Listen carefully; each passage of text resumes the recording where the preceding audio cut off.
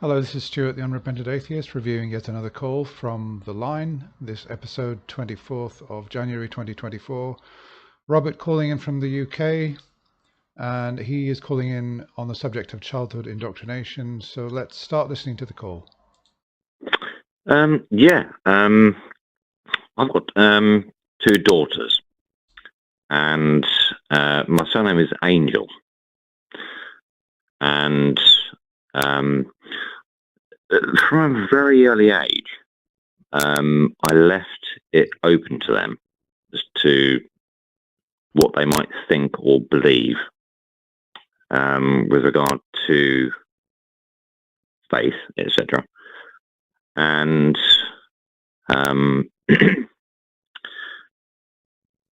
do you think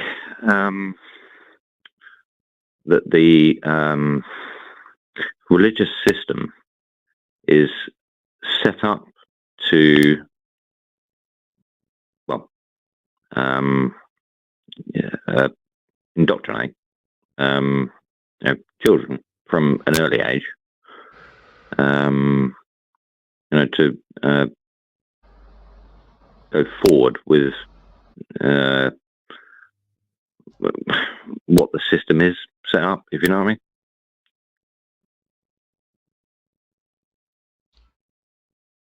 I'm not sure I know what you mean. I mean, are you asking if religions are set up merely based on indoctrination? Because it's certainly a part of it, but there are people who convert late in life and learn about it late in life as well. Mm. Okay, yeah, so he asked Matt whether religions are set up to indoctrinate children from a young age. Well, obviously, there are different religions and they've got different ways of getting followers. From what I've observed of Christianity in my own country and the various denominations, they do encourage young people to get into church. They encourage parents to bring them in. They've got Sunday school, and typically children will go into churches. They will be in the main church for maybe 5 or 10 minutes. There will be something oriented towards them, some kind of demonstration where the children will actually come to the front and engage in some kind of activity with the priest or minister. This is what I've seen myself fairly recently, actually. And then after that, when all the hymn singing and all the sermons, etc., start, the children will then go off into Sunday school and either typically do some kind of activity related to Christianity. So it's such a sort of general question, though, and quite sort of difficult to answer. I'm not really sure what the point of it is, but Matt seems to be fairly confused by that one, not knowing how to handle it.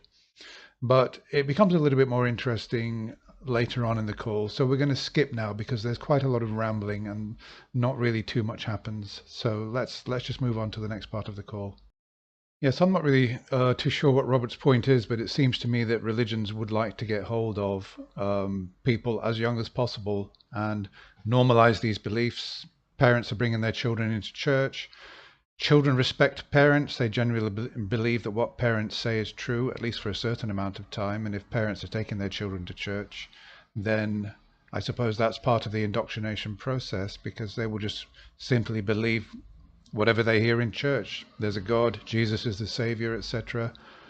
At Christmas, they've got the Nativity story, and everything sort of becomes part of the culture, and that's all part of the indoctrination process. And it's only later on when a lot of those children who attend church through their parents start choosing for themselves and maybe critically thinking about it, that maybe some come out and others stay in. But definitely, I think that religions would like to get hold of as many young people as possible and start the indoctrination process as soon as they possibly can. But let's just go on and listen to some more from Robert because I'm not really too sure exactly what his point is. Um, if we take Islam, for example, um, you see a lot of young children, wearing hijabs and burqas, whatever, etc. And there's a system set up. And if we talk about Christianity, Yeah, I'd just like to say, of course, all religions, as far as I know, in some way or other, cater for younger people, cater for children. I would expect that. So again, I'm still not getting his point. Leaving them to their own um, uh, ways of thinking, as such, is one thing. Um, Putting them in a, a direction is then indoctrination. So, what do we do? Do we leave them to it? So like, here's the Bible, here's the Quran, and they get overwhelmed because you've got Okay, yeah. So he asked the question, what do we do? Do we put them in a direction, or do we leave them to think for themselves? I would say it depends on who you are. If you're a Christian and you want your child to grow up as a Christian, then you would go down the indoctrination route.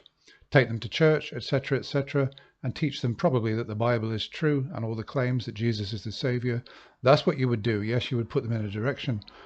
But if you're an atheist and you want your children to think for themselves, you would teach them how to think. You would give them the information and teach them about religion as a subject, that there are religions and a lot of people believe in religions, the different religious traditions. None of them are proven, and teach them how to think critically about it. So when he says, what would you do? It depends on who you are and what your worldview is. X amount of Christians on the planet who believe that Jesus is the Son of God, and you've got X amount of Muslims, etc., who believe that Jesus isn't the Son of God and just a prophet. So therefore, it fails. So then they get confused, and it's like, can I use your spare phone, to play a game or something? And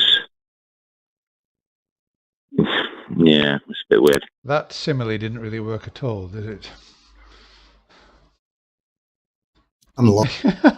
That's so funny. He was sort of rambling along there. He almost kind of made a point, and then he just said, yeah, well.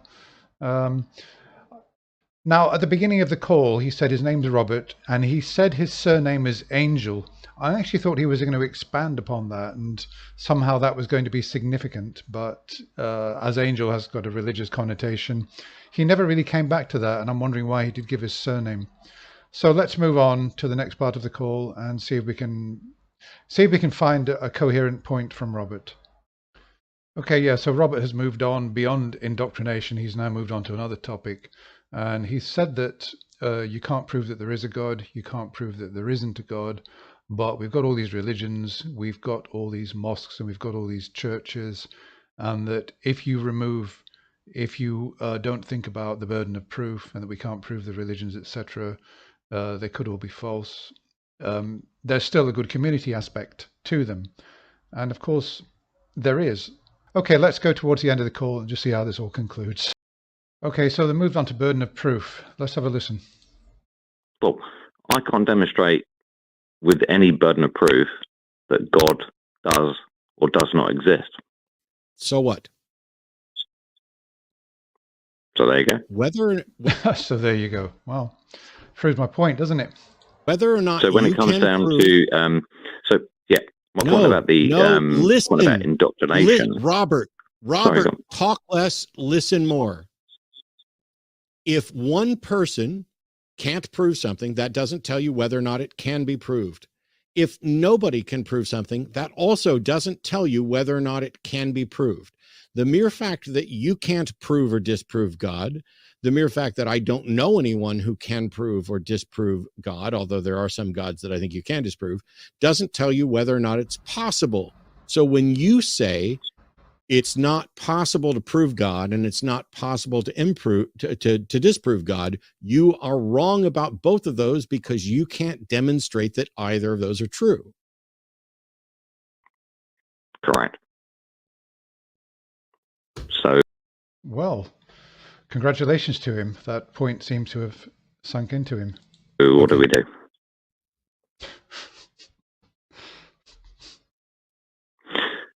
Well, I tell you what we do.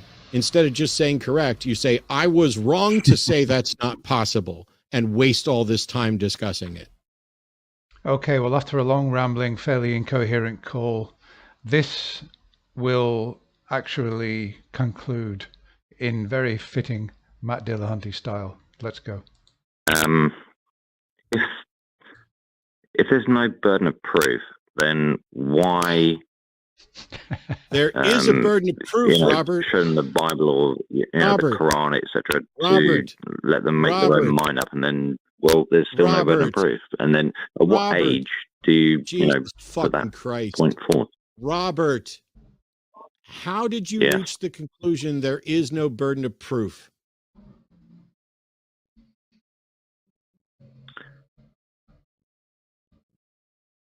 Well, I haven't got any.